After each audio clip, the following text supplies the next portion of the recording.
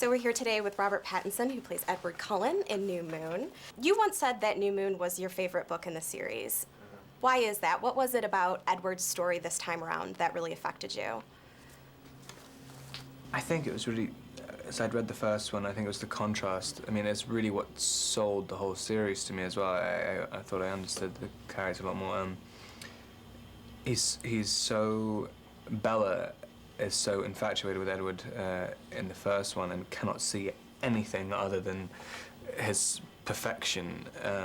And as it's told from her point of view, the story, when you read a story where the character has no flaws, it's very difficult to know how to play it. And I mean, in the second one, he is just completely humbled by like a lot of different factors. And also saved by Bella at the end. I mean, she saves him in the first one, but it's like she goes out of her way and is almost, you know, she's like a crusader. I mean, she almost has like superpowers in how she saves him in this one. So I think that kind of, and he witnesses the whole thing as well. He witnesses his own almost humiliation.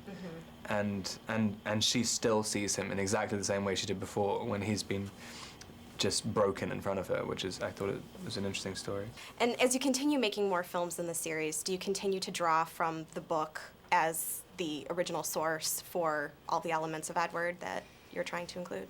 Yeah, I mean, definitely. There's always bits. I mean, I've always just like kind of pick and choose bits from the book which I like. I mean, so much of it on the day, you think you're doing a scene, you think you realize something completely different about the scene, and oh, this is the actual meaning of the scene, oh, and then you realize after that was supposed to be the meaning of the scene, and instead it's just sort of, it only appears to you very late on. So yeah, that's an interesting little thing. And what was the hardest scene for you in New Moon, from an emotional standpoint? I guess just I get the breakup scene. I had a lot of ideas about it. I guess it was probably the most difficult, just because it's a very sort of winding thread. And it's a long scene, and it kind of, you have to kind of cover so many angles, and it's there's a general arc, but it's flipping around all over the place, and it's and he's also conscious of where he's going with the conversation. So that was quite a difficult scene.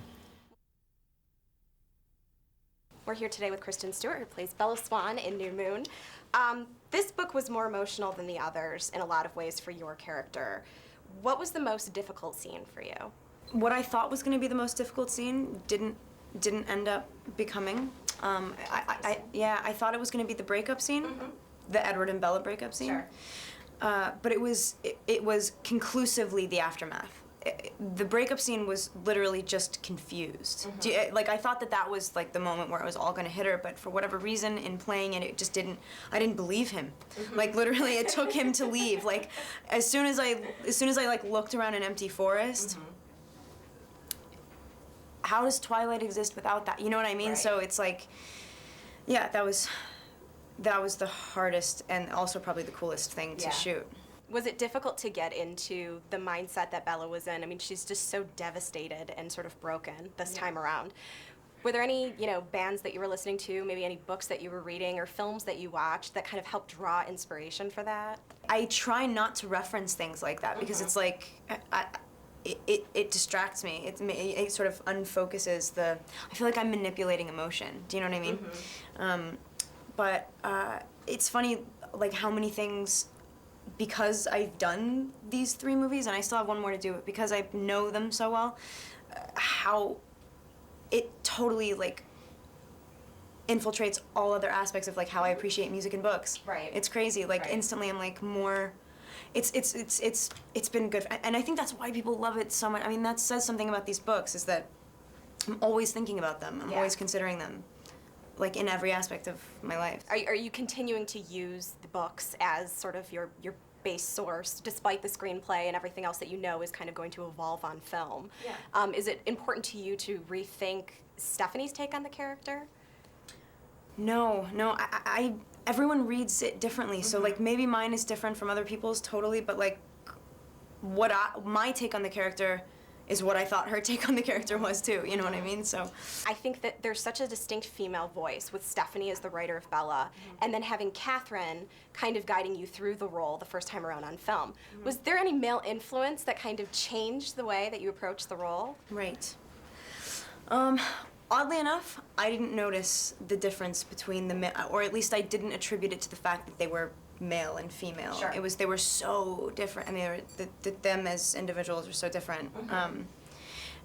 Her energy and her like sort of impulsive nature and her like sort of serious interest in adolescent sort of abandon like sense of daring abandon, you know what I mean? Like kids are literally capable and willing and believe to do, you know what I mean? They'll do anything. Right. Was so perfect for Twilight, and Chris had a more thoughtful, like a more mature approach, and that's what needed to happen in this movie for Bella. And so like, I definitely found huge differences in them, but I don't think it was because of the gender thing. Sure. We're here today with Taylor Lautner, who plays Jacob Black in New Moon. A huge deal has been made about the physical transformation you underwent for this performance, but can you talk a little bit more about sort of the emotional changes in Jacob and how you prepared for that? Yes, we're all aware of the physical one. That required a lot of work, but most importantly, it was Jacob's emotional transformation, because he becomes a completely different person. What's interesting is some days I'd have to play pre-transformation Jacob and post on the same exact day. So I would have to just snap out of one and snap into the other. It was challenging, but I definitely wanted to make sure I brought both sides of him to life. And what is it that you want fans to see in your performance this time around with Jacob? I mean, what is it that you really want to get across with his character? A couple things, or a lot of things. One, the difference between his relationship with Bella than Edward's. They're completely different guys, and they have completely different relationships with Bella. So I wanted definitely to bring that relationship to life. And also just the two sides of him. It was my job to continue what I started in Twilight for the first half, but then become somebody totally different on the outside. Was it nice having the wolf pack this time around, having sort of like, a band of brothers, so to speak, to kind of lean on, in addition to having, these great on-screen relationships with, Krista and other characters? Right. Yeah. It was awesome to not only have our vampires back, but our wolves as well.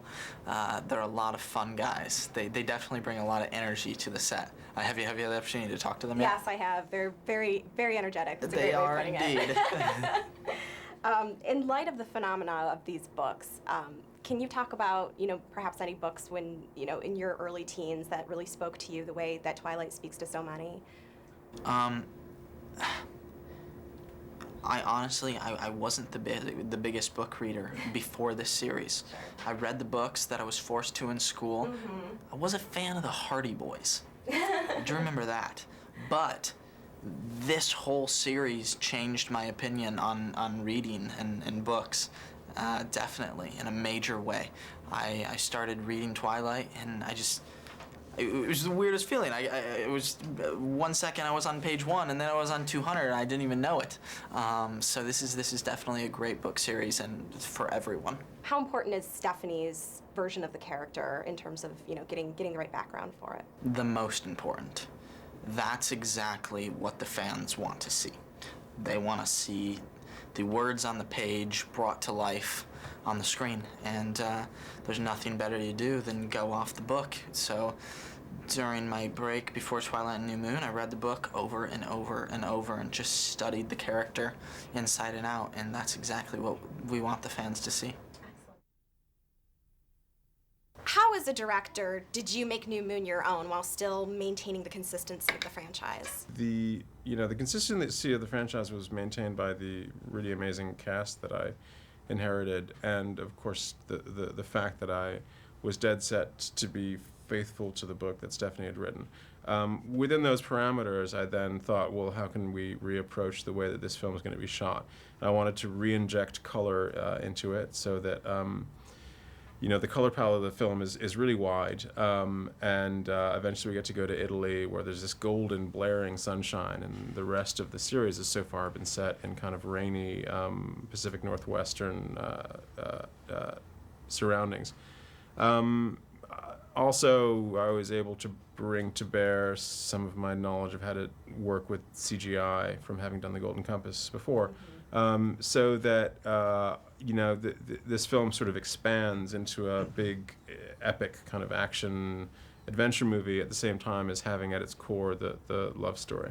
And did you work closely with Stephanie Meyer when pulling from the the original source? Yeah, it's really important for me to do that when I'm adapting a novelist's work, because I feel like they've trusted me with their baby, and from then on, whoever reads the book, is their visual notion of the book is bound to be sort of infected by what we've shown on screen, for better or worse, and hopefully it's for better. So it was really important to me that she and I have kind of a rapport about what it was that I was going after in terms of getting it on the screen. So she visited the set often, and I would often email her with questions about bits of dialogue, or whether something might happen or not in the world that she had imagined, that sort of thing. How does it make you feel knowing that you've helped an entire generation of kids pick up books by, having a big part in bringing these to the big screen? I really hope that it makes kids go and read New Moon and the other books, and I hope that also they understand that there are other books out there as well, which I think Stephanie Meyer would approve of too. I think it's great when kids pick up Twilight, but it would be great if they also picked up Romeo and Juliet, and any number of other bits of literary material that Stephanie draws on, Wuthering Heights, or the great sort of 19th century English authors. And in what ways do you hope that the movie will enhance the story? I hope that that what it represents is one fan's imagining of the book in their mind. I mean, that's what it is when you read a book. You get to create these pictures in your mind. And the last thing you want to do is to limit someone's imagination by presenting this kind of ironclad version of things that no one else is allowed to depart from. I hope that it presents kind of a beautiful, one beautiful version of what the book might look like, but also that it would inspire kids who read the book to make their own version, which they can do, Sure. The technology is available to them now. And the fan fiction's out there. Yeah, I know. I mean, it's definitely a rabid fan base. That's very cool. But yeah, I think it's very cool. All right. Thank you very much. Thank you. It's a pleasure. It was very nice to meet you. And we're here today with the members of the Cullen family. And can you guys tell me a little bit, how was it being back on set all together? Did it feel the same? Did it feel new again? No, I don't even feel new. Not new? Yeah. Comfortable. It felt really comfortable. Were you able to kind of jump back Yeah, into it's kind of nice Totally, yeah. when we're able to come back and do something that everybody kind of knows each other, because there is no getting to know each other process. It's like, okay, we know each other, this is comfortable, let's go and do our work. Yeah. Yes? Yes. Yeah. Yes. Good answer. Done. And working with the new director, did it change your interpretation of your characters at all? Or did Having a you... new director? Yeah. Not the interpretation. I mean, we're making it our own, but it's nice having Chris there who gave us direction for certain scenes And some outside perspective, and exactly. some ideas, some fresh ideas. So Ashley, Alice really comes into her own in New Moon. Can you talk a little bit about revisiting this character and how her relationship kind of evolves with Bella? Yeah, the second one, Alice definitely plays much more of a kind of pivotal role, and she, in the first one, they didn't really play, the first one I think was very much about the romance between Bella and Edward, and so this one, Bella and Alice's relationship does develop, and Alice is, kind of the one that comes back and, drags Bella all the way to Italy and goes on this whole fiasco to save her brother from the Volturi, and then we come back home. So it's definitely a big, I think, growth in their relationship. And it was really nice, and it was fun, because again, coming back to the second one, I think we were all a little bit more comfortable with our characters, and I was a lot more comfortable in my skin and in this whole crazy world. And fans are really eager to hear what people can expect from Eclipse. Do you guys have anything that you can share with us? A lot more action and a lot more Cullens. A lot more Cullens. Yeah. Excellent. All right, well, thank you so much. Thank you. And we're here today with members of the Wolf Pack. If you guys could just introduce yourselves really quickly. I'm Kiowa Gordon. I play Embry Call. Chesuke Spencer, Sam Yuli. Alex Mraz, I play Paul. Bronson Pelche, I play Jared. And Chesuke, in New Moon, Sam is the leader, the alpha of the pack. Was it like that on set for you guys? I mean, no, we all kind of fell in our own roles, but, you know, I'm older than these guys, but I don't consider myself better than them or anything. It's just, maybe they can come up to me for some advice or suggestions. I do the best I can, but not really. I mean, I'm honestly nothing like Sam Yuli, and these guys know that. But yeah, I don't know, maybe it's just I've been around a little longer. Yeah. That's about it, experience. Because, you know, and that really did help, because on set, we relied on each other. Yeah. And we naturally fell into place kind of similar to what the characters were like. You know, he is the jokester, you know, and I was a little more intense. He's like the more shy one, and he was like the leader who's weathered. You know? So, I got some miles on the girl. So we rely on him for advice, and we just really grouped, and it was such an organic transition when we finally came to start filming. Like, I wouldn't say anybody's not really an alpha, but definitely this guy's kind of like, you know, the older brother of the group. He's That's a papa bear. Dude, love you guys, man. And I mean, in what ways do you hope that your performances really speak to the fans of the book? Was it really important for you to make sure that it was as true to the characters? Were you using that as a source material? Yeah, definitely. Well, we kind of we get portrayed almost as like a gang, like in the very beginning, but then they actually there's a scene there where it's like I guess people call it the muffin scene. It definitely shows the camaraderie of all of us together. Like we're not just a gang. We're actually just like we're a wolf pack. We're brothers. You know what I mean? So I really enjoy that part about it. And we'll continue, you know. I mean, I've made 3 really good friends here, you know. And plus there's Tyson Houseman, he's involved as well, and there's some other characters being introduced later on in the series. But yeah, it was like magic how it happened. The chemistry was right. Maybe the stars aligned, the acting gods are smiling on us or something. But yeah, after this is over, we'll remain to be friends after this. Yeah. And were there any books that really spoke to you as young adults, much like the fans of the Twilight Saga? Yeah, the Book of Mormon. Oh, bro. Yeah. No One Here Gets Out Alive.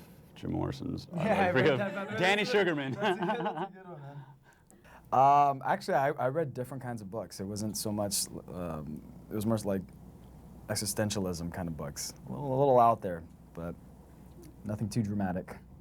I liked, I don't know, like the Harry Potter books are pretty good. I thought they were great. I'm a bit of a dork, so whatever. You're in a company of dorks, my friend. Elected to lead, not to sorry, low inside. That was the best line. That was great. We're here with Jamie Campbell-Bower, Michael Sheen, Dakota Fanning, and Cameron Bright, all members of the old and ancient coven known as the Volturi in the Twilight Saga series. You know, all of your characters are truly frightening.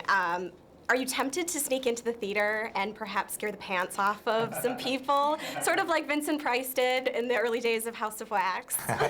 You never know what you're going to hear, do you, Jamie? Yeah, turn up in a cinema. Yeah, I went to a cinema once for a film I did, and came out, and this guy was going, "Oh man, that was the most rubbish thing I've ever seen in my life." So I just sort of decided I would never go back. And what was it like being new to the set with such a huge franchise and such a big fan following? Was there a lot of pressure?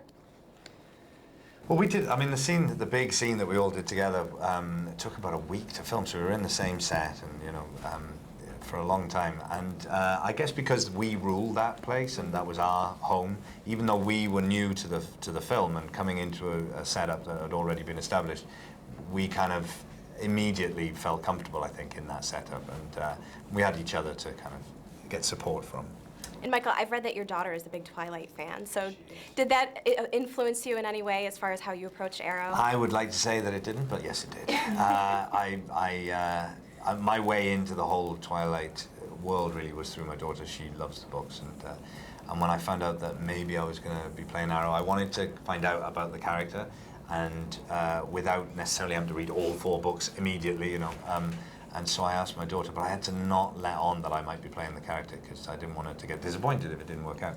But she's incredibly excited. Now she has a whole room plastered with posters for New Moon, and there's a tiny little picture of me in the corner as well, just out of pity. And Dakota, Jane is such a dark and interesting character. What was your favorite part of playing her? I think was getting to be kind of a dark character like that, and I really liked creating that character just from what was in the books and what was in the script and kind of bringing her to life. If all of you could have a power, what would it be? Any power would be good for Kaius. But for me personally, it'd be the power of flight. I would like to have the power that I could look at bread and it would give it an extra shelf life of a day. Excellent. Oh, no. Mine would be to read people's thoughts. So we can't really say anything after him. His is always so good. No, my power would be to have any power I wanted. You know, like every power in the world you could think of. Including the bread one? Yeah, including the blinking invisibly. Yeah, the being actually 3 centimeters to the right, exactly. than where I actually am. All right, well, thank you all. It was Thanks. amazing. You're welcome.